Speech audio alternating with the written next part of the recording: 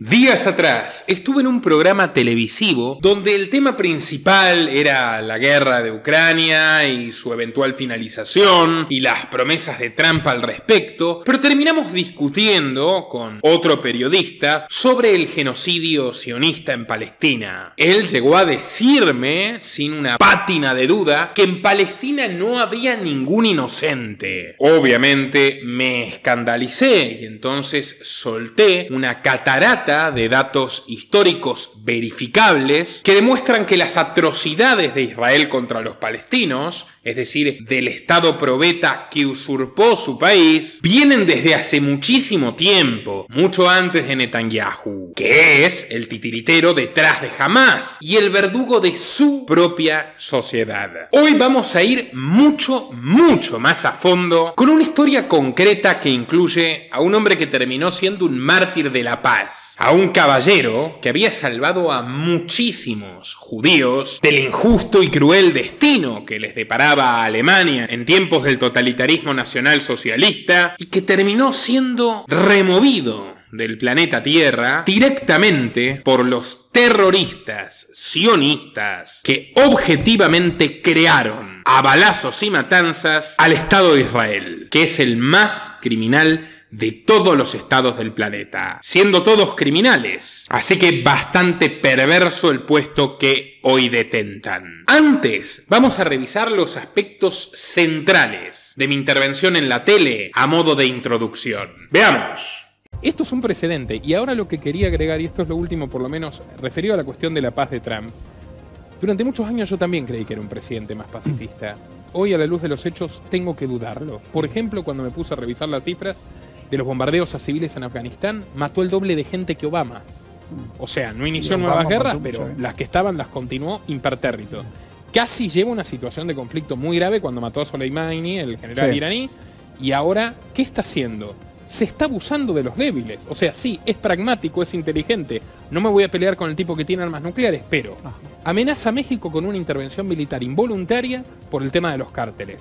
Que la realidad del asunto, y hablo con expertos de este tema hace años, es que los cárteles lo manejan desde Estados Unidos, en gran medida. Ellos van descabezando al líder, van poniendo otro líder, lo hicieron con Escobar, lo hicieron con Noriega, que tenía un carnet de agente de la CIA, que lo metieron de dictador de Panamá y lo sacaron de Panamá, y lo hacen con los cárteles mexicanos. Ya hay drones de la CIA volando sin autorización en territorio mexicano. ¿A cuánto puede escalar? No lo sé. Pero después tenemos el tema de Gaza. Y están diciendo que encadenado al armisticio en Ucrania, el cese de hostilidades entre Hamás y Israel. Cuantifiquemos. 1.200 personas murieron el 7 de octubre en Israel. Bueno, buena parte de ellas fueron asesinadas directamente, esto lo releva New York Times, por el Estado de Israel. Directamente. El Estado de Israel mató a sus ciudadanos, a muchos de sus ciudadanos, a través de la directiva Hannibal para que no se los lleve jamás. Entonces primero lo matamos nosotros. Y eso es un hecho. Y está en New York Times, está en la BBC, está en el Jerusalem Post, que es un diario amigo de Netanyahu. 42.000 personas fueron asesinadas, 90% mujeres y niños en Gaza, 40.000. Y 146.000 más, según la prestigiosa revista británica The Lancet, murieron por la privación de alimentos. מצור מוחלט על העיר עזה. אין חשמל, אין מזון, אין מים, אין דלק. הכל סגור. אנחנו נלחמים בחיות אדם ואנחנו נוהגים בהתאם. También asesinaron los israelíes a las personas que fueron a brindar ayuda humanitaria, como dijo el chef José Andrés, nominado para el Premio Nobel de la Paz, español, que mandó a su gente ahí, fueron matando uno a uno a las personas que ayudaban a los palestinos civiles inocentes que jamás empuñaron un arma, coche por coche. Try to be telling IDF that what are they doing, that they were targeting us in a conflicting zone, in an area controlled by IDF, them knowing that was our teams moving on that route with 2 armor, with 3 cars. Quisiera escuchar, por favor, que escuchaba a Juan Carlos, porque yo sé que vos sos un experto también en esa área específica. Una sola cosa que te voy a decir, y la verdad que vamos a chocar con esto. En Gaza no hay nadie que sea inocente, así de simple. Con eso ya te puedo decir todo. No hay nadie inocente. Es simple, no hay 90% de niños muertos y no son inocentes. Son escudos. ¿La vida de los israelíes vale más que la de los palestinos? No, ninguna vida vale más que otra.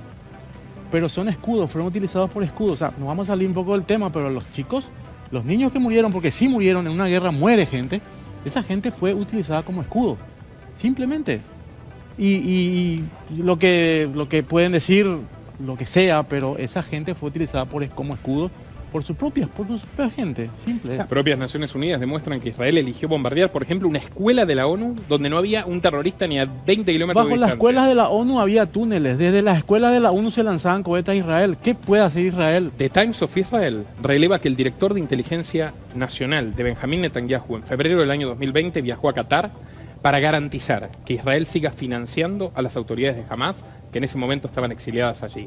En 2006, Wikileaks, que es la principal red periodística del mundo, releva que la Embajada de Estados Unidos en Tel Aviv reportaba al gobierno de Bush que Israel había apoyado financieramente a Hamas para que gane las elecciones. Así es. Porque era una coartada para hacer lo que están haciendo, que es una limpieza étnica y un genocidio equiparable al horror que cometió Hitler contra los judíos realmente en los años 40. No hace falta, a Israel no necesita hacer todo eso para limpiar Gaza. Trump está proponiendo llevarse a los palestinos a África contra su voluntad. Son refugiados, son palestinos, son refugiados. Involuntariamente de sus casas, llevárselos contra su voluntad. Y van a tener que irse a Jordania o a Egipto. I'm committed to buying and owning Gaza. As far as us rebuilding it, we may give it to other states in the Middle East to build sections of it. Other people may do it through our auspices. But we're committed to owning it, taking it, and making sure that Hamas doesn't move back. There's nothing to move back into. The place is a demolition site. It'll be, the remainder will be demolished. Everything's demolished. I mean, you can't live in those buildings right now. They're very unsafe. But we'll make it into a very good site for future. La propuesta de Donald Trump de tomar el control de la Franja de Gaza no contempla el derecho de los palestinos a regresar al enclave. Así lo confirmó el presidente de Estados Unidos durante una entrevista con la cadena Fox News. No lo tendrían porque van a tener viviendas mucho mejores. Estoy hablando de construir un lugar permanente para ellos, porque si tienen que retornar ahora, pasarían años antes de que puedan hacerlo. No es habitable. Estoy hablando de empezar a construir y creo que podría hacer un trato con Jordania, creo que podría hacer un trato con Egipto. Hay que verlo como si fuera un desarrollo inmobiliario para el futuro. Vamos a ver si se van, porque llevan 80 años aguantando lo que es un intento de exterminio. Ellos son refugiados. O sea, ya que se van a aprovechar de su estatus de refugiado para recibir dinero de todo el mundo, siendo 4 o 5 generaciones que están en ese lugar, nunca asumen una nacionalidad, siguen siendo refugiados. Entonces, bueno, a los refugiados se les puede, civiles. ¿Cómo a se los refugiados los pueden meter 180 veces más que los muertos de Israel. Es que Gaza no tendría que ser una zona pobre, Gaza tendría que ser una zona igual que Dubái, por el dinero que llevarse reciben. A los dueños. Imagínense si viniera Brasil, invade otra vez Paraguay, extermina a los paraguayos, obliga a los que quedan a mudarse a Costa Rica. Porque Paraguay viven paraguayos, ese es el problema. En Paraguay vive Gaza es una zona donde siempre, ¿por qué no fue ya recogida por Egipto? Nadie se quiere hacer cargo de esa zona. Israel invadió Siria, los Altos del Golán, invadió más del doble del territorio que la ONU le reconoció. Sobre Palestina, invadió el Sinaí en Egipto, invadió a todos los vecinos, es una potencia imperialista. No obstante, amigos, la realidad apesta. A pesar de un alto al fuego, el criminal de guerra Benjamín Netanyahu, con orden de captura de la Corte Penal Internacional, sigue aniquilando a mansalva vidas inocentes. Al norte de Gaza han sido asesinadas 9 personas por bombardeos israelíes, pese a la pseudo tregua, y sobre la mesa la aberrante idea de Donald Trump de desplazar a los palestinos que sobrevivieron, es decir, a los que lograron esquivar la suerte de ese 10% de la población, de esas 186.000 almas que aniquiló Netanyahu. Bueno, Trump quiere desplazarlos, expulsarlos de sus propiedades, las propiedades privadas de los palestinos, en lo que quedaba en ese mínimo reducto que los israelíes les dejaron. Bueno, él quiere barrerlos del mapa y construir ahí un infame desarrollo inmobiliario. El proyecto es mandarlos por la fuerza a Somalia, que ni siquiera limita con Israel. Está a 3.200 kilómetros de Gaza, en el Cuerno de África, y sería un movimiento que recuerda, por supuesto, a la expulsión forzada de los judíos de sus propiedades, que fueron conducidos contra su voluntad a los horrorosos campos de exterminio de Hitler. Basta con que te quede una sola gota de sangre en tu corazón para que te des cuenta que es una idea aberrante. Trump subió un video vergonzoso en su cuenta de Truth Social, mostrando cómo va a ser Gaza cuando echen a los palestinos de Gaza, que un hotel 5 estrellas, una estatua de oro de Trump, tomando daiquiri en la playa.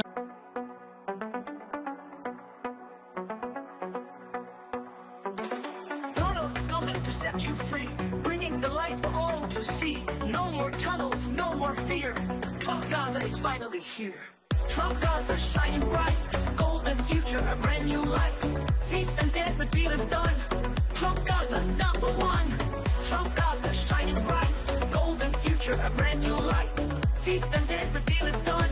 Trump Gaza number one. Quiere hacer algo inmobiliario en Gaza. Sí. Realmente no creo que pueda llegar a eso. Sí. Pero bueno, esto es muy interesante. Así como los palestinos son históricamente desechables para los sionistas, y hoy más que nunca, también lo son sus, entre comillas, benefactores. Y no importa que hayan sido benefactores de judíos inocentes, si no se alineaban completamente con los terroristas sionistas, les tocaba correr la suerte más siniestra. Precisamente de eso vamos a hablarles hoy en detalle. Y he elegido, en honor a la brevedad, la historia de un hombre en puntual, de muchos, que buscó una solución en una zona muy conflictiva que incluya a palestinos y judíos. Estamos hablando de alguien que por supuesto reconoció el natural derecho de los palestinos sobre sus tierras, pese a que provenía del imperio que se las robó para dárselas a los sionistas. Y por supuesto pagó un precio demasiado alto. Esta es la historia de la muerte del conde Bernadotte, un aristócrata en sentido aristotélico y además en sentido literal. Un hombre noble que se metió en la boca del lobo para tratar de evitar la tragedia que hoy vemos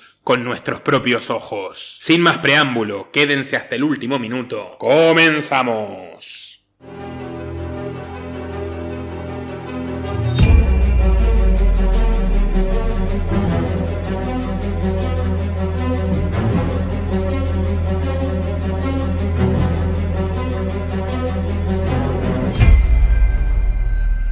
Dale clic al botón de suscribirse y no te olvides de activar la opción de recibir todas las notificaciones para no perderte de nada. Corría el año 1948. Han pasado 3 desde que culminó la Segunda Guerra Mundial y nos encontramos en una de las zonas más calientes del mundo, que intenta difundir la mentira de la paz, propiciada por 2 canallas que cometieron crímenes abominables iguales que los de Hitler. Franklin Delano Roosevelt, que luego falleció y dejó las riendas del país a Truman, el de las bombas atómicas, y uno de los peores criminales de todos los tiempos, Joseph Stalin. Cuando les digo que estamos en una zona caliente, no solamente me refiero al clima, sino a la tensión sangrienta que impera allí hasta el día de hoy. Y es que acaban de crearse hace semanas la organización criminal y supremacista racial que hoy conocemos como Estado de Israel, y que desde que fue parida por la rubia Albión por Inglaterra, estuvo siempre manchada de sangre. ¿Sangre palestina? Sí, pero por esas muecas de la historia, sangre inglesa también. Cría cuervos y te quitarán los ojos. Aquel mismo año 48, las fuerzas paramilitares sionistas, como la banda filofascista Irgun y la guerrilla comunista Haganá, emprendieron una campaña absolutamente monstruosa contra las poblaciones árabes. Durante 2000 años, los judíos misraíes, los que vienen desde tiempos de la Biblia, habían convivido en perfecta armonía. Los terroristas de Irgun y Haganá masivamente bebés. Se ensañaron, y esto lo pueden encontrar en cualquier libro de historia oficial, incluso en la Wikipedia, esto no es un secreto. Se ensañaron con los bebés recién nacidos y con los niños pequeños cual Herodes. Los terroristas atacaron puestos de control y usurparon las viviendas de los palestinos. Pocos sobrevivientes pudieron escapar de sus propios hogares y recorrer el desierto, sedientos, mientras uno a uno desfallecían por el camino. Para septiembre, el gabinete británico se cansó de esas tierras hostiles y decidió deshacer el mandato. Los combatientes de Sion ya eran una potencia militar regional. La Haganá formó la unidad elite Palmaj y la fuerza terrestre del Hish, conformando 35.000 soldados con 10.000 fusiles y cientos de ametralladoras y morteros que no tardarían en usarse. El 1 de enero de 1948 pasó a la ofensiva atacando la aldea cercana de Balad al-Jaih y matando a docenas de hombres, mujeres y niños árabes, incluyendo bebés. Entraron casa por casa de los recién nacidos para terminar con ellos, cual Herodes. 4 días después colocaron una bomba en el hotel Semiramis que acabó con la vida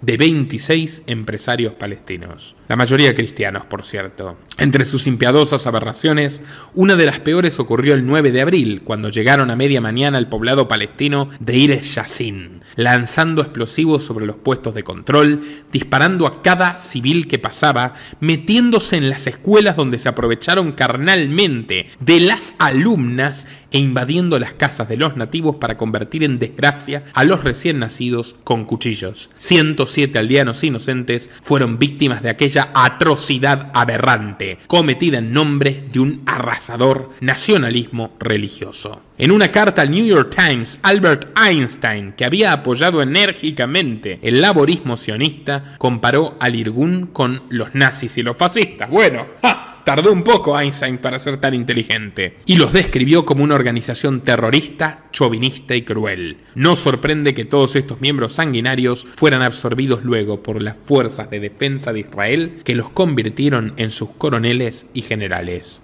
En mayo de ese año, en medio de aquel horror, David Ben Gurión, el asesino de criaturas, se levantó con orgullo en un estrado del Museo de Arte de Tel Aviv para anunciar el establecimiento de un etnoestado que se llamará Israel. La nueva nación tenía el apoyo de los poderosos, fue reconocida por la ONU y por las dos grandes potencias levitantes de la Guerra Fría, Estados Unidos y la Unión Soviética, pero también por muchos otros países como Argentina, donde la gente que apoyaba al gobierno peronista salió a festejar mientras su ídolo y presidente Juan Domingo Perón, un entusiasta sionista, el primer mandatario sudamericano en reconocer el Estado de Israel, al mismo tiempo refugiaba a criminales de guerra nazi prófugos como el Dr. Mengele, Erich Priebke o Adolf Eichmann. Inmediatamente fue declarada la independencia, el comandante Isaac Rabin envió una orden a las tropas israelíes que decía: los habitantes de Lod deben ser expulsados rápidamente sin distinción de edades. La noche del 9 de julio se apoderaron de su aeropuerto y bombardearon la ciudad habitada por miles de palestinos. La mañana siguiente Moshe Dayan, con su famoso parche, dirigió el batallón israelí que en una columna de jeeps y liderada por un tanque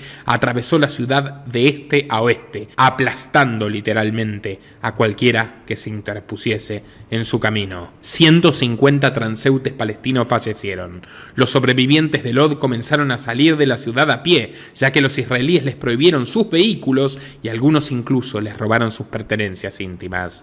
Los árabes recorrieron 19 kilómetros a temperaturas de 38 grados cargando a los niños en sus espaldas, arrastrando sus piernas lastimadas en un éxodo infernal que solo algunos pudieron resistir, ya que muchos sofocados de cansancio se tiraban sobre esos caminos de tierra creando una ruta de cuerpos sin vida. En total, el Estado asesino de Israel despobló unas 400 localidades palestinas para que sus inmigrantes judíos pudieran recuperarlas. Unos 700.000 palestinos fueron expulsados en lo que se conocería en árabe como la Nakba, la catástrofe. Volviendo a nuestra trama, sitúense en una carretera andrajosa donde el polvo se levanta hasta cubrir el cielo. Surcando la ruta, 3 automóviles pertenecientes a otra organización mafiosa que acaba de nacer y que de hecho en una de sus primeras medidas fundó Israel. Me refiero a las Naciones Unidas. Dentro de esa caravana hay un comité de diplomáticos, muchos de los cuales ya estaban profundamente indignados con lo que había resuelto la Asamblea General neoyorquina en el edificio Rockefeller, porque la sede de la ONU es el edificio Rockefeller, nunca lo olviden. La misión de estos señores que estaban discutiendo a viva voz era pacificar esa zona caliente que ellos mismos, o mejor dicho sus jefes, habían configurado como una bomba de tiempo a punto de explotar. Romper piernas para entregar muletas. Esta decena de funcionarios debían lograr que los árabes palestinos y los colonos israelíes lleguen a un acuerdo razonable y puedan convivir tranquilamente. Sobre uno de los coches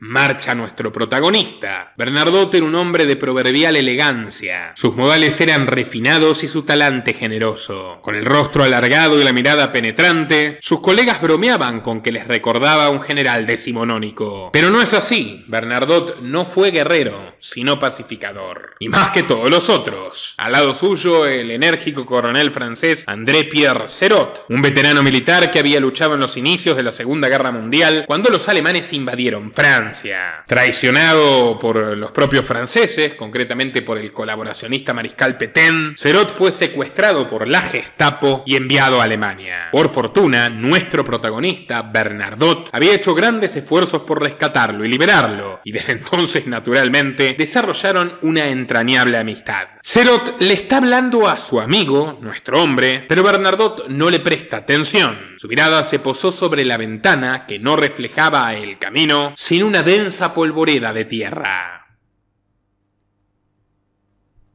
De pronto, un cartel llama su atención. Aunque está escrito en hebreo, puede intuirse lo que busca decir.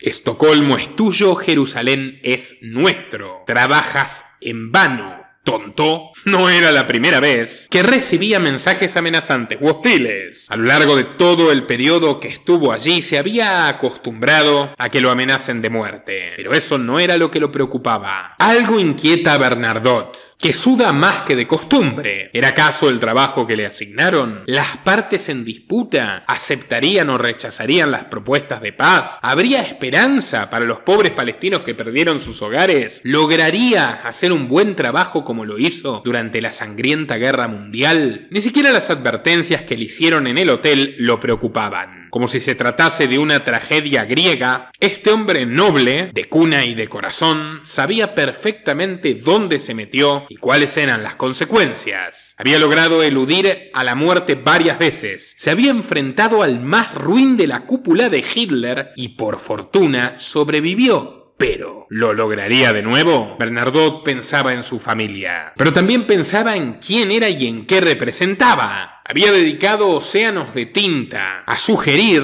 de la manera más sutil posible, que Inglaterra debía seguir siendo una potencia industrial capitalista y que haberse convertido en un imperio saqueador humillaba al legado de John Locke, de David Hume, y aunque no los nombraba, de Stuart Mill, de Herbert Spencer, del gran Richard Cobden, fervoroso antiimperialista, que fueron algunos de los humanistas y de los liberales que más aportaron con sus ideas a hacer un mundo mejor. Todo eso quedó sepultado en el olvido con la construcción del imperio, y el imperio británico ya se estaba muriendo en 1948. Pero como le dijo Winston Churchill, que mató a 2 millones de inocentes en Bengala, a su sucesor, el socialista Clement Attlee: Clement, la creación de Israel es la última joya de la corona. Bernadotte no estaba de acuerdo con ellos. Por sus venas corría la historia de Europa, y para él la palabra civilización significaba civilización, no matar a los, entre comillas, bárbaros. Para Folke Bernadotte, la excelencia no tenía que ver con un título nobiliario, sino con la actitud del día a día. Había nacido en 1895 en Estocolmo, Suecia. Era el hijo del príncipe Oscar Bernadotte, segundo hijo del rey Oscar II de Suecia. El padre de Folke se había casado con la noble Eva Mank sin el consentimiento del monarca. A causa de esta ofensa, Oscar fue despojado de sus títulos reales. Pero no terminaron en la calle, al contrario. Pasaron algunos años de su juventud en el castillo de primos ingleses, donde Bernadotte leyó intensamente como actividad principal sobre multitud de materias, historia, filosofía, teología, etc. Y luego partieron a Luxemburgo, donde el gran duque Adolfo le otorgó a Bernadotte padre los títulos de príncipe Bernadotte y conde de Wisborg. Por haber nacido en la gélida Suecia, podríamos pensar que la sangre de Folke era la misma de los guerreros vikingos que asolaron las costas europeas. Pero no es tan así, porque también tenía sangre inglesa y predominantemente un linaje francés. Pero bueno, todas estas experiencias habían hecho de Folke Bernadotte, nuestro protagonista, una persona cosmopolita, pero que nunca había perdido su conexión con la gente de a pie. Por eso, mientras la caravana avanzaba en aquel ardiente 1948, en las tierras palestinas robadas por Israel, Bernadotte no escuchaba a su amigo, sino que absorto se sumía más y más en sus pensamientos, que lo llevaron, probablemente, tarde a recordar los orígenes de su familia y de su propia vida. El personaje más ilustre de la dinastía fue Jean-Baptiste Bernadotte, nacido en 1763 en el seno de un hogar de terratenientes fisiócratas, es decir, liberales, que creían que la riqueza merecía ser de los emprendedores, de los empresarios, de los trabajadores y no de aquellos que portaban un árbol genealógico. Jean-Baptiste se enlistó en el ejército francés a los 17 años de edad y debido a sus raíces burguesas fue ninguneado por sus compañeros de origen noble, hasta que en 1789 la Revolución Francesa cambió su destino para siempre. Ascendió a suboficial, luego a capitán y finalmente a brigadier general. Se ganó la confianza de Napoleón Bonaparte y cuando Bonaparte se coronó emperador, sirvió fielmente para su armada, la Grande Armée, en las batallas más importantes. En 1808 fue nombrado gobernador de la zona hanseática y dirigió una expedición hacia Suecia. Sin embargo, fue todo un fracaso. No contaba con medios adecuados y gran parte de las tropas fueron destinadas a invadir España. Entonces aquel primer Bernadotte comenzó a tener dudas, a cuestionarse el espíritu imperialista de su emperador. Y más allá del fracaso militar, el destino tenía guardado algo más grande para él. Durante su fallida incursión, capturó a 30 oficiales suecos. En vez de tratarlos como basura, que era lo que estaban haciendo sistemáticamente otros militares franceses, se portó bien con ellos, reconociéndolos como seres humanos. Esto hizo que se ganase la admiración de la corona sueca, y como su popularidad fue en ascenso, Napoleón se sintió celoso, especialmente molesto, por los comentarios cada vez más pacifistas de su subordinado, y en plena guerra contra Austria lo degradó y lo removió del cargo. Ante una situación incierta, el destino vino en su rescate. El monarca sueco Carlos XIII estaba moribundo y sin descendencia. Antes de partir, deseaba que su país tuviera un rey joven, pero también creía que era necesario un militar por la amenaza napoleónica y también por la latente sombra del zar Alejandro de Rusia, que estaba esperando la oportunidad para tomar su trozo del pastel. Como en los tiempos romanos, el rey Carlos hizo a Bernadotte Senior, el ascendiente de nuestro protagonista, una suerte de hijo adoptivo, y al morir en 1818, señores, Jean-Baptiste Bernadotte se convirtió en Carlos Juan XIV de Suecia. Gobernó hasta 1844 e inauguró una nueva dinastía que persiste hasta la actualidad. No cabe duda de que la historia de su antepasado inspiró al joven Folke. De lo contrario, no se habría enlistado en la academia militar a la temprana edad de los 20 años. Aunque su país, Suecia, fue neutral durante la Primera Guerra Mundial, Folke Bernadotte llegó a ser oficial de caballería y lo destinaron a la Guardia Real. En 1918, cuando finalizó el terrible conflicto, fue nombrado conde Wisborg, título heredado de su padre. Aunque pudo haber continuado con la carrera militar, que al fin y al cabo es la instrumentación y la sistematización de asesinar gente, una crónica dolencia intestinal lo obligó a retirarse. A los 33 años de edad se casó con Estelle Romain Manville, de sangre británica pero hija de un magnate estadounidense. Tuvieron entonces 4 hijos, pero 2 morirían en su infancia. Desde pequeño, Folke había demostrado un fuerte sentido de la moral. Así lo reflejaba una frase que marcó su vida entera: no vinimos a este mundo para ser felices, sino para mitigar el dolor y hacer felices a los demás. Se convirtió en director de los Boy Scouts y al poco tiempo se convirtió en vicepresidente de la Cruz Roja de Suecia. Si bien fue enviado por haber vivido en su niñez a Inglaterra a un encuentro mundial de Scouts presidido por el rey Eduardo y por el premier Chamberlain, ambos colaboracionistas nazis, terminó renunciando a la misión y regresando a Suecia indignado con todo lo que había escuchado. Su posición en la Cruz Roja lo pondría a prueba cuando el mundo ardió en llamas una vez más. Al estallar la Segunda Guerra Mundial, Bernadotte movilizó a sus scouts para ayudar al personal sanitario. A pesar de que el gobierno sueco le encomendó solo rescatar a los prisioneros escandinavos, optó por salvar a la mayoría, a todos los que pudo. Con ayuda de los vehículos de la Cruz Roja logró liberar a más de 20.000 inocentes. En 1945 se reunió con el infame Heinrich Himmler. El encuentro tuvo lugar en la ciudad alemana de Lübeck. Himmler le comentó a Folke que Hitler estaba fuera de sí y él era el único con autoridad racional en el Reich. Entonces le exigió al conde que el gobierno sueco intervenga para concretar una reunión con el comandante de las fuerzas aliadas, Dwight Eisenhower. A cambio, ordenaría a las tropas germanas en Noruega y Dinamarca rendirse ante Estados Unidos y Reino Unido. La idea de Himmler era capitular ante las tropas occidentales, pero no ante los soviéticos que avanzaban a toda máquina hacia Berlín. Bernadotte le dijo que la reunión no tenía sentido, ya que simplemente podía ordenar la rendición de sus tropas. Le dijo básicamente a Himmler que los nazis tenían que parar. Sin embargo, Himmler no quería ceder en el frente oriental y volvió a reiterar su exigencia y que quería que todas sus demandas fueran cumplidas. Folke le comunicó esto a la cúpula aliada, resignado, y los aliados no aceptaron. Cuando se lo trasladó a Himmler, este último burlón le dijo que era un cobarde, que su carrera militar era precaria. Básicamente se burló y lo humilló. «No hay nada más sorprendente que el que usted sea comandante en jefe», le contestó el conde de Wisborg visiblemente indignado. Pero como varias veces contó en entrevistas, se tragó su propio ego y las ganas de mandarlo al demonio y logró persuadir al jefe nazi de que diese su brazo a torcer y ordenase la liberación de prisioneros de los campos de concentración. ¿Oyeron bien? Bernadotte era un héroe, salvó a decenas de miles de personas del exterminio masivo. Al concluir la guerra se convirtió en una suerte de rockstar. Recibió distinciones de todo tipo, entre ellas la Gran Cruz de la Legión de Honor de los franceses, una mención del Congreso Judío Mundial y varias condecoraciones de Suecia e Inglaterra. Era tal el cariño hacia su persona que las mujeres que liberó de los campos de exterminio bordaban muñecas y se las enviaban a su casa como agradecimiento, para que las niñas de Bernadotte jueguen con ellas. Fue nombrado presidente de la Cruz Roja sueca y pensó que con ello su servicio había finalizado. Podría retirarse y pasar más tiempo con su familia. No obstante,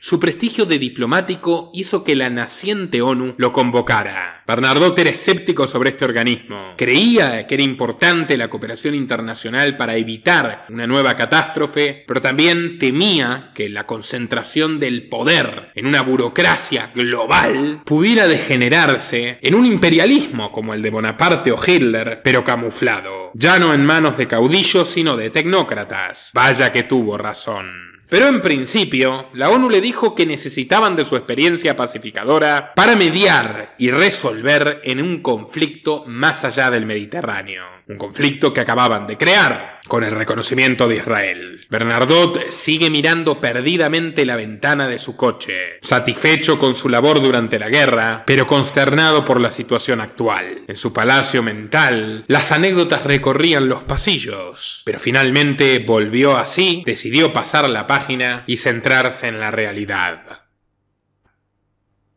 En 1948, la proclamación del Estado de Israel abrió la caja de Pandora. En nuestro documental sobre Benjamín Netanyahu, muy recomendado, señalamos que la idea de crear un Estado sionista viene de larga data. Fueron los judíos europeos, de la rama más extremista, por cierto, todos ellos ateos, quienes plantearon originalmente esta idea. En ella, ni los árabes palestinos, ni los judíos de sangre semita tenían siquiera derecho a existir. Repito, para los perversos ingenieros sociales europeos que fundaron el sionismo, sus vidas eran desechables. Esto, por supuesto, es una cita histórica periodística documental bajo los más estrictos parámetros de esta plataforma. Quedó tan impactado y tan traumado por esa crisis que radicalizó sus posiciones. Abandonó las ideas moderadas y democráticas y en 1896 publicó el libro primordial del sionismo, llamado El Estado Judío, donde propuso que la única solución a las persecuciones en Europa era crear una nación judía independiente y soberana. Parecen ideas nobles hasta que uno lee el libro. Cito textual. Cuando ocupemos la tierra debemos expropiar cuidadosamente la propiedad privada de los latifundios que nos fueron asignados. Intentaremos trasladar a la población pobre del otro lado de la frontera, procurando darles empleo en los países de tránsito y negándoles cualquier tipo de empleo en nuestros países. Tanto el proceso de confiscación como el de la eliminación de la pobreza deben ser llevados a cabo en forma discreta y con prudencia. Permitamos a los propietarios creer que nos están engañando, vendiéndonos las cosas más caras de lo que en realidad valen. Pero nosotros no les vamos a revender nada. Debemos vender solo a judíos. Y todo intercambio de bienes raíces debe realizarse solo entre nosotros. Sus propuestas eran abiertamente marxistas, endogámicas y, por supuesto, imperialistas. ¿Y quieren saber algo? Al principio, quiso llamar a este libro Discurso a los Rothschild, porque el objetivo era convencer a esta poderosa dinastía de banqueros de que financien su proyecto babilónico de colonización y sometimiento de Palestina. Pero Herzl se dio cuenta de que no tenía que reducirse a un solo mecenas, los Rothschild. Debía persuadir a otros financistas ricos y así logró organizar en 1897 el primer Congreso Sionista Mundial en Basilea. Ante unos 200 participantes adoptaron el Hatikvah como himno y presentaron su plan para la reunificación nacional. La repercusión de esta orgía colectivista fue tan grande que hasta un neurólogo judío llamado Sigmund Freud, creador del naciente psicoanálisis, poco después le envió a Theodor una copia de su libro La interpretación de los sueños, acompañada de una carta donde le agradecía por ser el poeta y luchador de nuestros derechos. Aunque provenía de una familia laica y poseía escasos conocimientos de su etnia, Herzl se había convertido en el padre espiritual de Israel. Entusiasmado por estas ideas, el abuelo de Netanyahu comenzó a divulgarlas a lo largo de las ciudades como si fuese un apóstol. La yeshivá había sido clausurada en 1892 por no aceptar las reglas del régimen zarista, y a pesar de ser un rabino recibido, Nathan decidió no ejercer. Al arribar a Oriente Medio, Folke Bernadotte comprendió que su tarea iba a ser titánica. Debía tener en cuenta el interés de todos los actores. Debía conciliar a los árabes dueños del territorio, a los israelíes que lo invadieron, a los estadounidenses que no terminaban de entender aún el embrollo. También había rusos, por cierto, rusos comunistas que apoyaron decididamente la creación de Israel. De hecho, su primer presidenta, Golda Meir, era una socialista soviética. Bernadotte caminaba por un campo minado. Un paso en falso y, como dicen los viejos,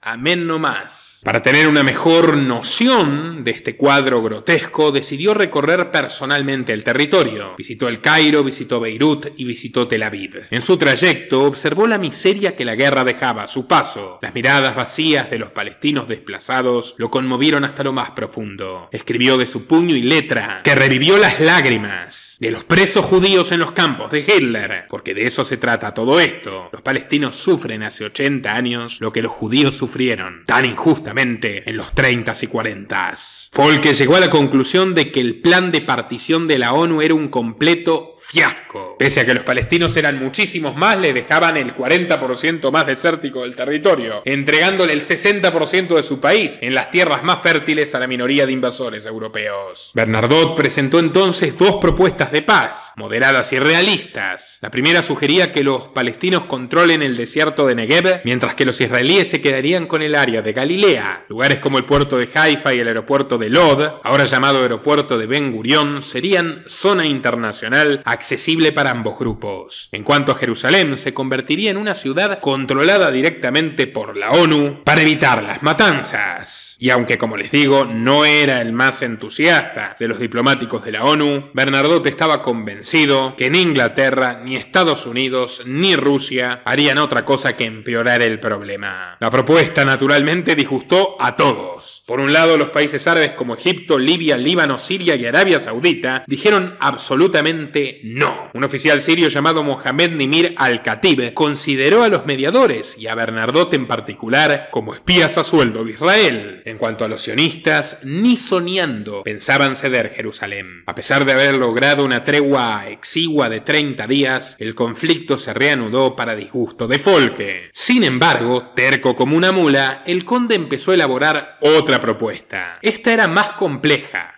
Tenía un elemento adicional. Aunque aceptaba resignado la existencia del Estado sionista, que por una cuestión de fuerzas se instauró a punta de fusil y allí permaneció, el plan Bernadotte reconocía el natural derecho de los palestinos a recuperar sus propiedades privadas robadas y a tener, naturalmente, lo mínimo que se puede pedir, los mismos derechos humanos que se le asignarían a los invasores europeos, judíos ashkenazíes, no sefardíes.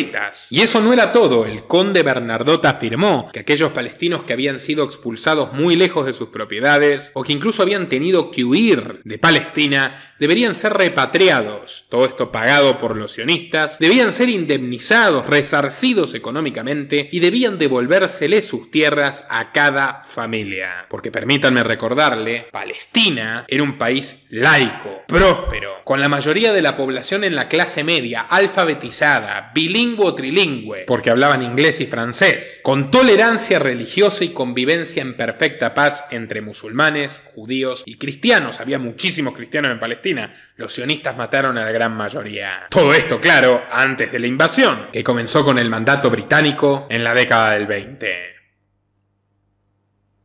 En pocas palabras, Forque Bernardot proponía reinstaurar una convivencia armónica con los invasores que llegaron en las décadas del 20, 30 y 40. Pretendía volver al statu quo previo, donde árabes, judíos y cristianos, como les digo, comerciaban, cooperaban y eran felices juntos. Y aprovechemos la oportunidad para compartir esta reseña que ha realizado la periodista israelí Noam Rotem del libro del académico politólogo israelí Menachem Klein. Antes de la llegada del sionismo y el nacionalismo árabe, los judíos y los palestinos vivían en paz en la Tierra Santa, que por las dudas aclaremos, Palestina. El nuevo libro de Menachem Klein traza una historia a menudo olvidada de Israel y Palestina y ofrece algunas pautas sobre cómo podemos volver a esa época. Nótese en la foto, ahí, a esta persona judía ortodoxa con atuendo tradicional caminando lo más contenta por estas calles. Ahí ven palestinos laicos, caballeros, bien educados en esta tierra históricamente mercantil y tolerante del Mediterráneo, del levante mediterráneo. El libro de Menachem Klein, Lives in Common, Arabs and Jews in Jerusalem, Jaffa and Hebron, Vidas en Común, Árabes y Judíos en Jerusalén, Jaffa y Hebrón, es deprimente. Publicado originalmente en inglés, el libro, que ahora también se publica en hebreo, pinta un retrato de la vida compartida entre palestinos y judíos a finales del siglo XIX y principios del XX, enfrentándonos a la vida cotidiana, el comercio, la educación, las celebraciones y la tristeza. Nos muestra que esta clase de existencia, a pesar de todo lo que nos enseñó el sistema educativo israelí, sí es posible. Y luego Klein continúa y destruye este delicado equilibrio, quemando todo lo que queda de él hoy, contando básicamente cómo lo destruyeron. Finales del siglo XIX, cuando el Imperio Otomano que gobernaba Palestina en aquel momento comenzó a perder su poder, comenzó a desarrollarse una nueva identidad local a partir de las experiencias vividas por judíos y árabes. Esa identidad que prevalecía sobre la religión era compartida por palestinos musulmanes, palestinos judíos y palestinos cristianos. Tras el colapso de los turcos durante la Primera Guerra Mundial, tanto el movimiento sionista como el movimiento nacional palestino comenzaron a intentar tomar el control de esa identidad y definir a la gente del país como judíos sionistas o árabes palestinos. Hubo quienes llamaron a la unidad, como el alcalde de Jerusalén, Raghib al-Nashashibi, que no quería hablar de árabes y judíos, sino de palestinos, porque ese país era Palestina, es Palestina. Klein desmiente el mito según el cual los residentes de la nación, antes de la llegada del sionismo, carecían de toda identidad. En cambio, describe una comunidad vivaz, con sus propias tradiciones y costumbres, aportando testimonios de judíos, musulmanes y extranjeros como prueba. Cuenta incluso cómo las mujeres musulmanas eran muy respetuosas, cooperaban respetuosamente con las costumbres de la religión judía. Los vecinos musulmanes permitían a las mujeres judías bombear el agua necesaria antes del Shabbat y bueno, de todo, ¿no? Incluso cómo los musulmanes se unían a sus vecinos judíos para recitar oraciones en común. Al fin y al cabo, el Islam contempla el judaísmo y el cristianismo como religiones hermanas, gente del libro. Todo esto, periodista judía, israelí, politólogo judío israelí, ¿ok? Como Shlomo Sand, de quien hablaré pronto, historiador israelí, que reconocen la realidad. Amigos, la propuesta de Bernardot resultó más seductora. Si bien muchos de los que llegaron a Israel fueron enviados contra su voluntad por Hitler, vean el acuerdo de Javara, Hitler colaboró abiertamente con la creación de Israel. Si bien muchos de los que llegaron a Palestina, de los relucientes ciudadanos israelíes, fueron puestos allí por la siniestra oficina de colonización de Arthur Ruppin, supremacista blanco, muchos otros fueron llevados contra su voluntad. De hecho, Hitler los envió allí a través del nefasto acuerdo de Javara, que fue un pacto de Hitler con los sionistas, es decir, del principal asesino de judíos de la historia, con quienes matan salvajemente en nombre de una cultura que no terminan de representar. Y esas personas que habían ido contra su voluntad podían empatizar perfectamente con la suerte que corrían los palestinos y ejercían cierta presión, aunque sea módica, para aceptar el plan Bernardot. En septiembre del 48, el conde envió a la Asamblea General de la ONU su plan de paz. Estaba esperanzado, pero era una esperanza vana. A partir de entonces las cosas se tornaron feas. El conde de Wisborg se ganó el odio cabal de los sionistas. A pesar de ser un mediador de una organización servil como la ONU, veían a Bernadotte como una suerte de leproso. Lo acusaron de ser agente inglés y de que esto era una revancha de Downing Street por reclamar su antigua colonia. La idea no puede ser más disparatada. La construcción de Israel fue íntegramente realizada por Inglaterra a partir de la declaración Balfour, patrocinada por los Rothschild, la familia de judíos ashkenazis que dominaba y que sigue dominando las finanzas de la isla. La declaración Balfour incentivó el establecimiento de una nación judía en la tierra invadida de Palestina, que a su vez habían obtenido los ingleses de mano de los turcos, los otomanos. Una ambigüedad que desoyó las voces de las amplias comunidades cristianas y musulmanas que constituían la mayoría de ese país. Y que quede claro, su problema no era que lleguen inmigrantes, su problema era que querían crear un país que los expulse dentro de su país. No fue hasta mucho más tarde, con la publicación del llamado Libro Blanco, que los británicos terminaron enfureciendo a los hijos de Sion, que querían hacer las cosas mal y pronto. Una carta donde expresaba el apoyo público del gobierno británico a favor del establecimiento en Palestina de un hogar nacional para el pueblo judío. La carta, firmada por el ministro de Relaciones Exteriores Arthur James Balfour, amigo del líder Chaim Weizmann,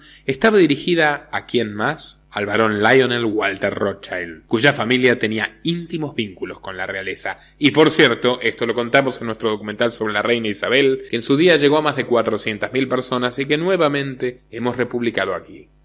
La declaración era ambigua, ya que no especificaba los límites previstos de Palestina para los judíos. Por eso se opuso a ella la comunidad cristiana y musulmana local, que constituía casi el 90% de la población. El filósofo Edward Said señaló que este compromiso británico hacia el colonialismo hebreo había sido una imposición de potencia europea sobre un territorio asiático para una minoría inmigrante, en desprecio de la mayoría nativa. Y ese desprecio era muy explícito. Balfour escribió literalmente: en Palestina el sionismo es mucho más importante que el deseo y los prejuicios de 500.000 árabes que ahora habitan aquella tierra milenaria. La habitaban milenariamente, Balfour, por si no estabas enterado. Para que no quedaran dudas, Herbert Louis Samuel, el mismo que había participado en la declaración y que era el primer judío practicante del gabinete británico, fue nombrado alto comisionado de Palestina. Con todo este panorama favorable, en 1920, junto con Sara y sus 7 hijos, Nathan peregrinó por tierra y por mar hasta la tierra prometida, que le venían prometiendo a sus seguidores hacía décadas. Hacia 1920, Palestina contenía 550.000 musulmanes, 70.000 cristianos y 50.000 judíos. Nathan pudo conseguir apenas un puesto de director en la humilde escuela hebrea Bilgmoitz, mientras seguía publicando artículos que justificaban la colonización violenta. 2 años después se mudó a Jerusalén para trabajar en Keren HaYesod, la organización sionista de recaudación de fondos que tenía de líderes a Weizmann, Jabotinsky y Albert Einstein. Obviamente, no todos los nazis y no todos los sionistas estuvieron de acuerdo con el pacto de Javara. Hay que reconocer que Vladimir Jabotinsky se opuso desde el exilio. Pero no hay mal que por bien no venga. Desconfiado de que Gran Bretaña ya no estuviera colaborando a su causa, estableció un acuerdo con el socio de Hitler, Mussolini, para crear la Academia Naval Betar, una escuela de entrenamiento naval ubicada en Civitavecchia, Italia, donde revisionistas radicales fueron entrenados por los famosos camisas negras, los paramilitares mussolinianos. A cambio, Jabotinsky convenció a Benito de que un fuerte estado sionista sería lo mejor para Italia al disminuir la influencia británica en la región. Curiosamente, Mussolini había vivido de lujo con el estipendio que le pagaba el servicio secreto británico durante muchos años antes de llegar al poder, y de hecho había sido un gran aliado de Winston Churchill, que lo elogió de 1000 maneras. Otro entusiasta sionista. Los británicos respondieron en 1939 con el llamado Libro Blanco, un documento aprobado en la Cámara de los Comunes que anunciaba un cambio de políticas en Palestina. Por un lado, se limitaba la inmigración judía a 75.000 individuos durante 5 años y se les prohibía la compra de nuevas tierras. Por el otro, comenzó a defenderse circunstancialmente la propiedad de los árabes para que no fuera saqueada por los terroristas del Irgun, y se modificó la promesa de una patria entera a los hebreos, permitiendo ahora un estado binacional en el que debían aceptar ser una minoría y respetar los derechos de los pobladores originarios. A la medida se opuso el primer ministro Winston Churchill, votando en contra de su partido, y el diputado James Rothschild, otro miembro de la familia de banqueros, que como pueden ver claramente se encontraba esparcida a lo largo de los principales puestos de poder. De hecho, Rothschild es el nombre de una de las principales avenidas de Tel Aviv, edificio Rothschild es el nombre de su congreso, la sede de la Knesset, y el Museo Rothschild es el más importante de los que hay allí. Los paramilitares de la Haganá no pudieron contradecir al Libro Blanco porque tenían una alianza con el ejército británico que les permitía mejorar su entrenamiento militar, su organización interna y su proyecto de agencia de espionaje, que luego se convertiría en el temible Mossad. En cambio, los vehementes combatientes del Irgun de Jabotinsky comenzaron a llevar a cabo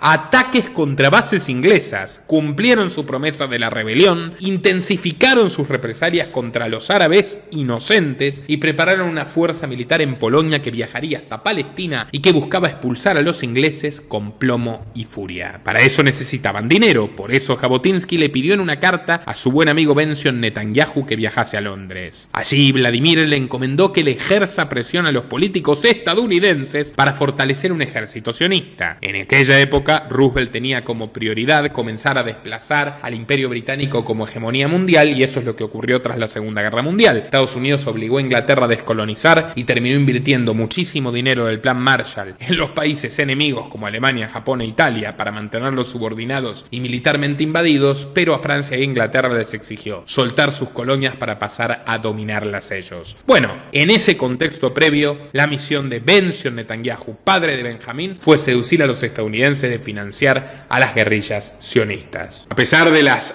múltiples amenazas contra su vida, el valiente Bernadotte decidió seguir adelante. Mientras estaba en Beirut, la radio emitió un boletín que anunciaba su muerte. ¿Oyeron? La radio informó que Bernadotte estaba muerto y él lo escuchó, porque todavía estaba vivo. Lejos de asustarse, como sus acompañantes, él intentó rebajarle el tono, tomárselo como una broma, o en realidad como una nueva escala macabra de las amenazas sionistas, y se preparó para su viaje.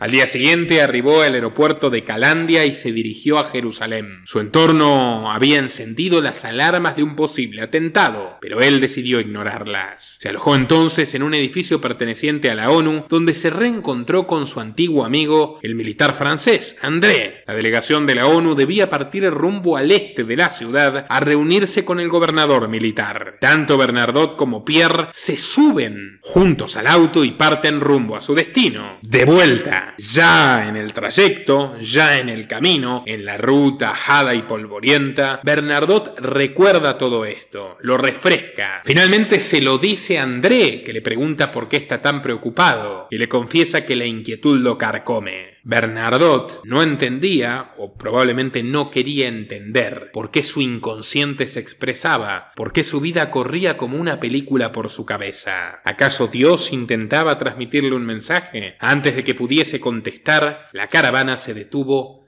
abruptamente. Cuando asoma la mirada, observa un jeep color verde que obstruye su camino. Su chofer vocifera que los dejen pasar. Del vehículo bajan unos hombres fornidos, vestidos como soldados del ejército israelí. Esos mismos, con nombres y apellidos, esos mismos individuos pertenecían hasta hace tan solo 5 meses a la guerrilla comunista Haganá, que perpetró las terribles matanzas en aldeas. Eran tipos que apuntaban bebés recién nacidos. Eran, en la vida real, los representantes más fidedignos de los verdugos que buscaron a Jesús para matarlo en el Nuevo Testamento. Cuando los matones uniformados se acercan al carro de Folke, el chofer les pide ansioso que por favor le den paso. Exhibe credenciales diplomáticas, les explica que en su motorizado está ni más ni menos que el mediador de la ONU. Acto seguido, los soldados desenfundan sus armas y comienzan a disparar contra toda la caravana. Bernadotte siente cómo la sangre brota por su cuerpo y es incapaz de moverse. Impotente, ve cómo Serot es perforado por las balas. El diario de Serot, donde escribía cada una de las vivencias que atravesaba, incluyendo las conversaciones que habían tenido, queda justo a sus pies, mientras las páginas se tiñen de color rojo. los disparos ya empiezan a sonar distantes y Folke pierde el conocimiento. Al abrir los ojos minutos después, observa cómo la vida se le escapa. Siente cómo el coche agujereado acelera, pero ya no puede mirar con claridad. Poco a poco, la luz se va apagando, la oscuridad lo absorbe. Justo cuando el carro se detiene en un hospital, el conde Folke Bernadotte, salvador de decenas de miles de inocentes, muchos de ellos judíos, exhala su último aliento para siempre.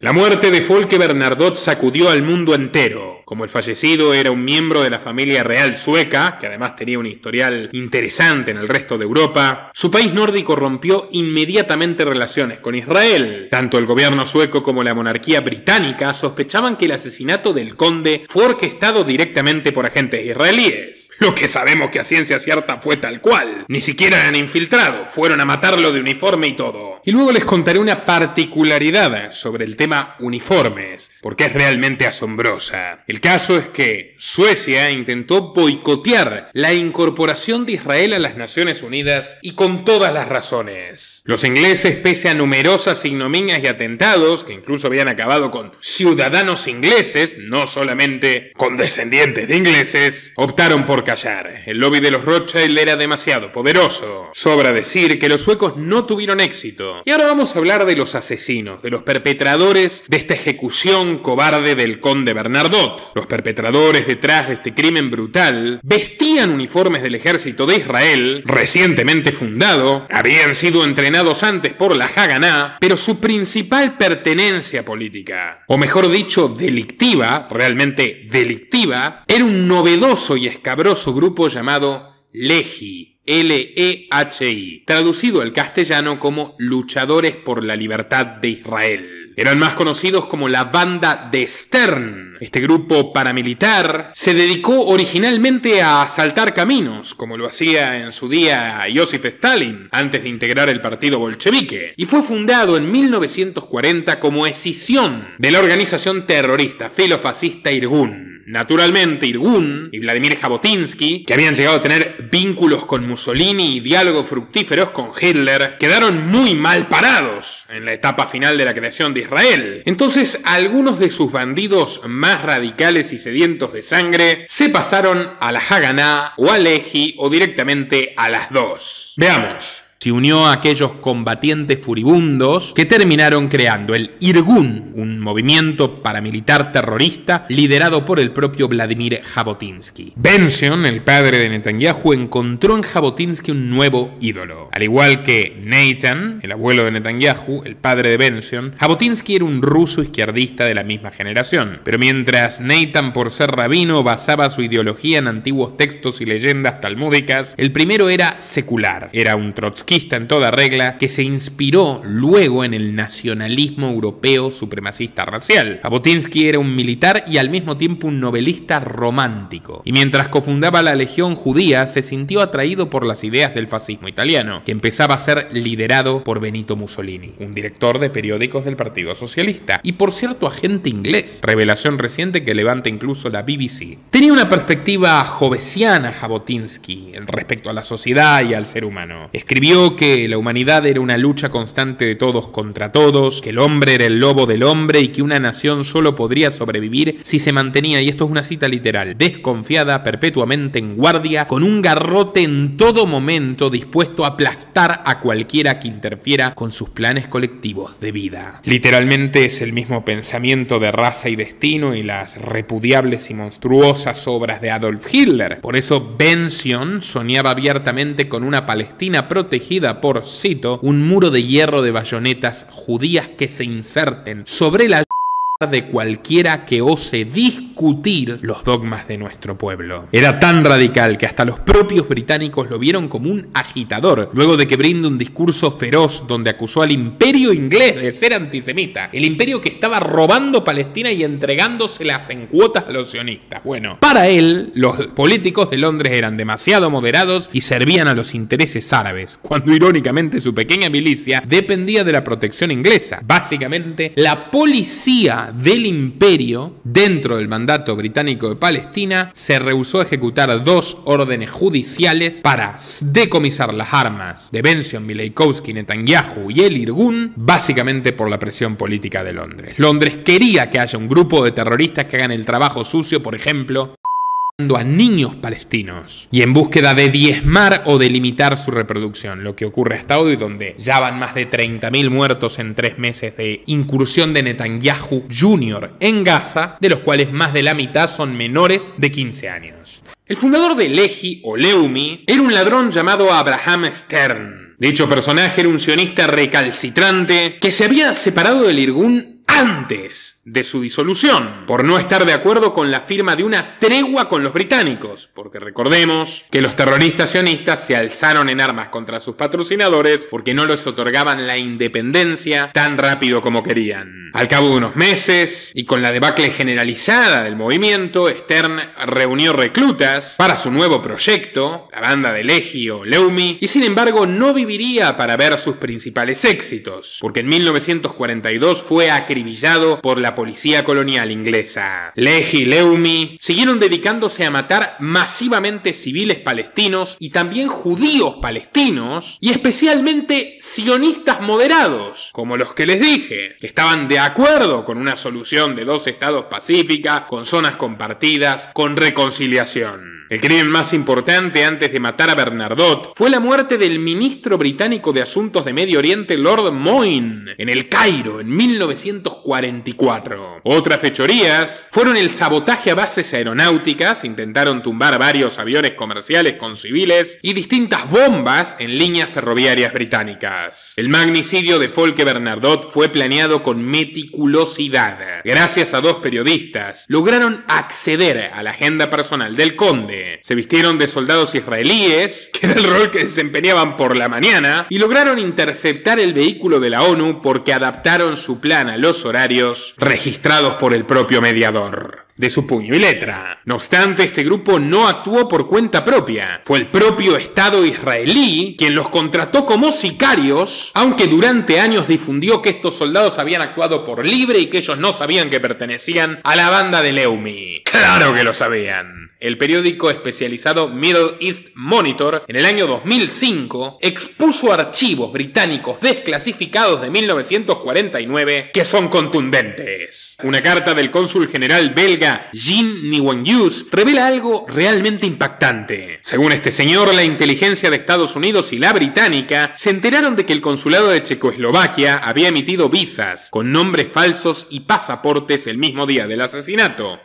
¿Por qué Checoslovaquia? Porque era una república soviética comunista. Recuerden que los comunistas rusos eran los principales aliados de Israel, especialmente a partir de que se agrietó el vínculo con Inglaterra. Además, quedó revelado que el director del recién nacido Mossad, del servicio de inteligencia israelí, Reuven Shiloah, en nombre del propio gobierno de Israel, acudió personalmente al consulado checo a gestionar las visas de los asesinos semanas antes del atentado. Mordaz no pudo contenerse y aprovechó el plan de medios que habían elaborado, financiando secretamente, por ejemplo, a radios libanesas, para anunciar la muerte de Bernardot antes de que ocurra. ¿Pueden creerlo? Esto es como los asesinos seriales que van dejando pistas porque se creen tan superiores al resto que se dan el lujo hasta de provocar a quienes tratan de esclarecer sus crímenes. Si bien se apresó a los integrantes marginales de Leumi y se disolvió el grupo, todo esto era parte de un espectáculo. En un santiamén todos fueron amnistiados y soltados. Hasta el día de hoy, los ocupantes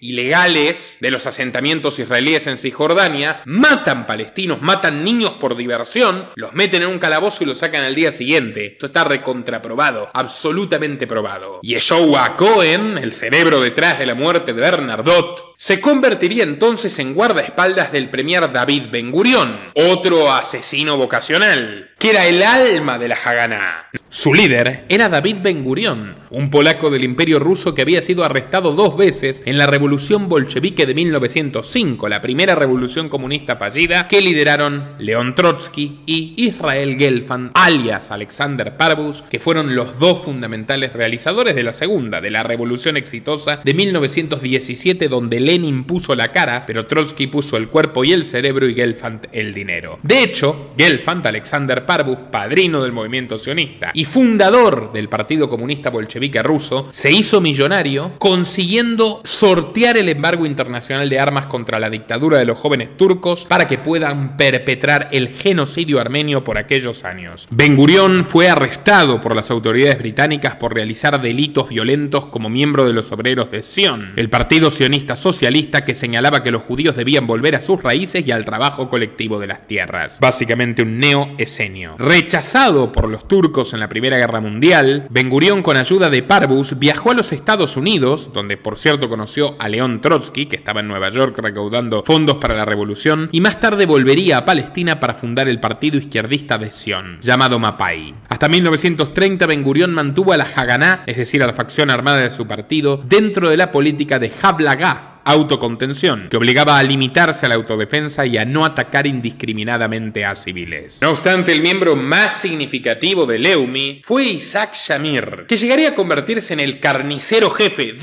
en el primer ministro de Israel, y recordado por su infame desempeño durante el genocidio que perpetraron los israelíes junto a la falange libanesa durante la invasión al Líbano en los años 80.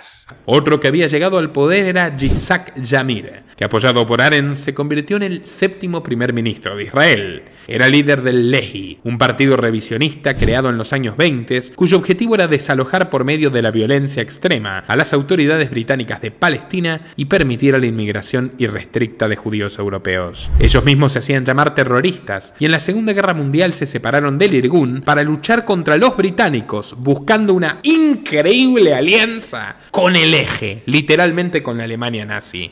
El argumento era que Hitler era un enemigo menor frente a Churchill. Pero no solo eso, el partido proponía un Estado judío basado en principios nacionalistas y totalitarios, vinculado al Reich alemán a través de una santa alianza. Tal como lo oyen, búsquenlo si no me creen. Lehi, L-E-H-I. Hacia 1942 buscaron su nuevo socio, claro, la Unión Soviética de Joseph Stalin, adquiriendo la ideología del nacional-bolchevismo y considerándose a sí mismos como socialistas revolucionarios con un condimento místico talmúdico. Como jefe militar, Shamir había comandado operaciones sanguinarias como el asesinato del mediador de la ONU y conde sueco Folke Bernadotte en 1948, para luego unirse al Mossad, donde fundó la unidad de operaciones especiales, la misma en la que militó Netanyahu. Bibi lo admiraba tanto que a veces citaba una de sus frases más infames: el mar es el mismo mar y los árabes son los mismos árabes, pero el amor no era correspondido. Al respecto les recomiendo el formidable documental animado Vals con Bashir, narrado por carniceros israelíes arrepentidos en primera persona. Como puede apreciarse, Israel no hizo ningún esfuerzo por esclarecer sus delitos. Permitieron que el caso de Bernadotte prescriba en la década del 70. En 1988, y con total impunidad, otros miembros de la banda de Lehi como Settler y Makover confesaron el crimen y dijeron que fue Cohen quien disparó el arma que acabó con Folke Bernadotte. Estaban orgullosos. Los restos de Folke fueron llevados a Suecia. Se organizó un funeral de estado donde la Cruz Roja y los Boy Scouts le rindieron homenaje. Recibió galardones póstumos por parte de la ONU, que como siempre, para lo único que sirve es para estupideces simbólicas, y si no directamente para hacer el mal. Y hasta hoy Bernadotte es considerado un héroe nacional en su país, y probablemente el único que se lo merezca. Por intentar buscar la paz, Bernadotte sufrió calumnias horrendas por parte de los sionistas. Un mercenario escritor israelí llamado Ofer Regev sacó un libro titulado The Prince of Jerusalem, el príncipe de Jerusalén. Allí exhibe su desprecio por el noble sueco. Lo acusa sin absolutamente ningún fundamento de haber sido un espía nazi que daba información confidencial a los alemanes, cuando en realidad los socios de Hitler eran los propios sionistas. Además, se atrevió a acusar a Bernadotte de ser un antisemita encubierto porque, según él, otra vez sin pruebas, priorizó salvar a los judíos escandinavos. Y esta no fue la única afrenta a su memoria. En 1995, Suecia e Israel, fíjense, después de casi 50 años, restablecieron sus relaciones diplomáticas. Para entonces, los socialistas suecos se ciscaron en la memoria de su prócer.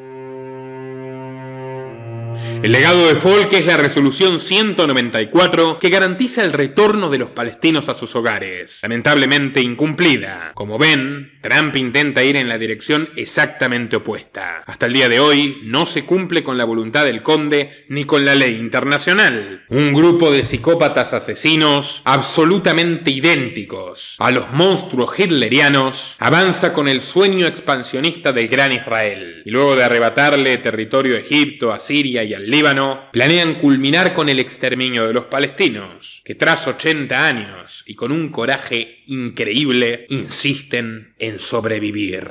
¿Cómo terminará esta historia? Los leo en los comentarios, expresándose por supuesto con respeto, especialmente a las vidas inocentes. Por otra parte, los invito a compartir este informe en WhatsApp, Twitter, Telegram, Facebook. Y hoy ni siquiera voy a pedirles su apoyo en Patreon o por Superchats. Like y difundir es suficiente. Y de hecho, háganme saber también en los comentarios si les interesa que realice más videos de este tipo, videos históricos. Un viejo sueño mío es publicar documentales sobre figuras heroicas que transformaron al mundo para bien. Aunque muchos han tenido finales trágicos y otros no. Thomas Paine, Francisco de Miranda, Lysander Spooner, Henry Thoreau, padre de la desobediencia civil, Richard Cobden, el liberal que acabó con el hambre en Inglaterra enfrentándose a la oligarquía proteccionista. Pero bueno, no estoy seguro si será económicamente viable, si lo verá suficiente gente, si generará interés en el público. Así que insisto, por favor, háganme saber sinceramente en los comentarios si quieren que dediquemos el enorme trabajo que significa realizar una investigación periodística histórica y llevárselas hasta su casa, su teléfono, su computadora, su televisión inteligente, en fin, su dispositivo. Sin más nada que decir, estimados amigos, los invito a brindar por la memoria del conde Bernadotte y a reflexionar sobre el valor de la bondad de un solo hombre. Hasta la próxima.